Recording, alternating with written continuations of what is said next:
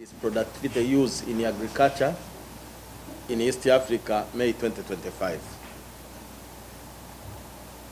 Ikilenga matumizi ya nishati jua katika kilimo.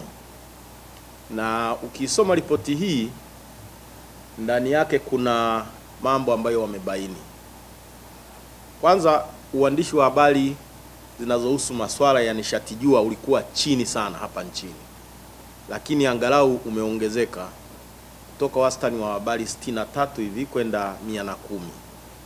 Hiyo peke yake inakuonesha kwamba mafunzo kuna kitu yalifanya, na ongezeko hilo ambalo linachukuliwa kama 79% linaonesha kwamba mafunzo yalizalisha kitu fulani katika wanahabari hapa nchini, kuona umuhimu wa kuandika habari za umeme unaotokana na nishati ya jua.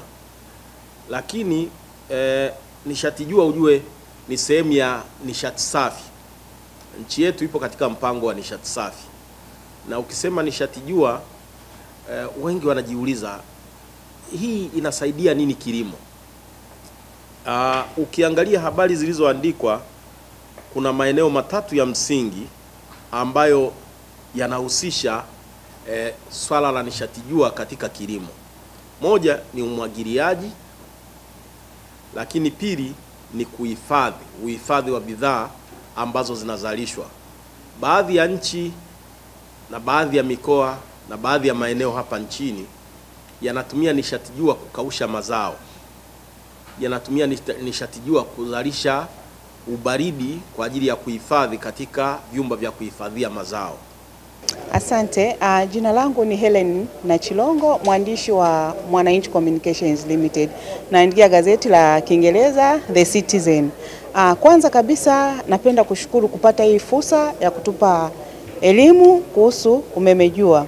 Na kwanza inaridhisha ukiangalia na ripoti yenyewe ilivyosema mwanzoni tumeona nchi zote tatu ninasema kwamba kuripoti masuala ya umeme jua ulikuwa chini, na sasa hivi inaonekana umeongezeka. Na kikubwa ambacho ningependa kusema kwamba changamoto kubwa katika sekta ya vyombo vya habari ni masuala ya fedha. Hela ni kitu kikubwa ambacho kinarudisha nyuma kuripoti masuala haya, kwa sababu wamiliki wengi au wenye vyombo vya habari wenyewe sidhani kama wanaweza kafocus kwenye masuala yanayodili na umeme jua wakati wao wanataka kufanya biashara. Kwa hiyo hii hawa wanapokuja wafadhili na kuja na initiative ya kutoa funds kusapoti vyombo vya habari naona itapunguza sana changamoto kwa kiasi kikubwa.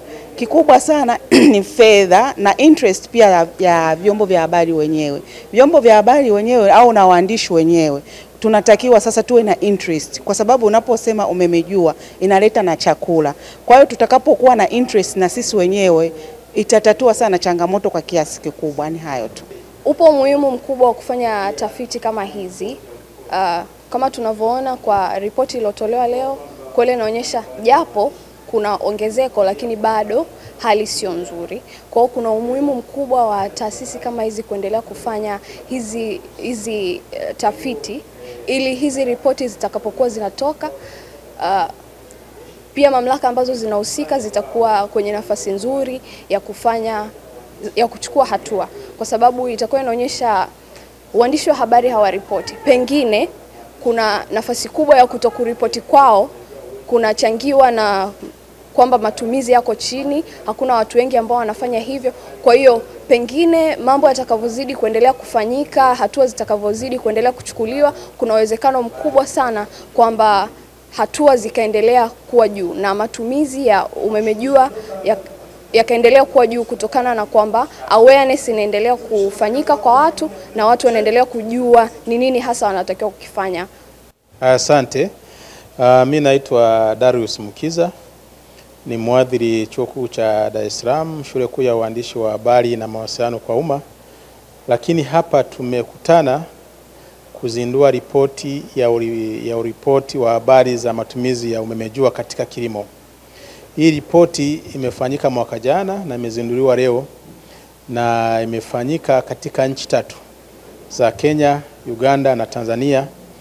na imehusisha vyombo vya kitaifa na binafsi. Lengo kubwa ilikuwa ni kuangalia ni kwa namna gani vyombo hivi ambavyo vilichukuliwa kama sampuli vimeripoti mambo ya SURA katika kilimo, kwa kuangalia vigezo mbalimbali vikiwepo frequency na mara ngapi, kuangalia prominence, habari zinakaa ukurasa wangapi, zinatokea sehemu gani, kwa kuangalia gender, kwa kuangalia vyanzo vya habari.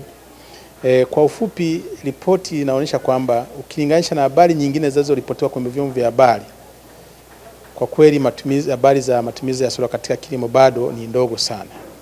Kwa sababu unakuta kama kwa ujumla ripoti katika vyombo nilivyovitaja hapo awali, unakuta tumekuwa na stories 113 kwa mwaka mzima. Lakini ukienda kwenye habari nyingine unakuta ziko stories nyingi sana.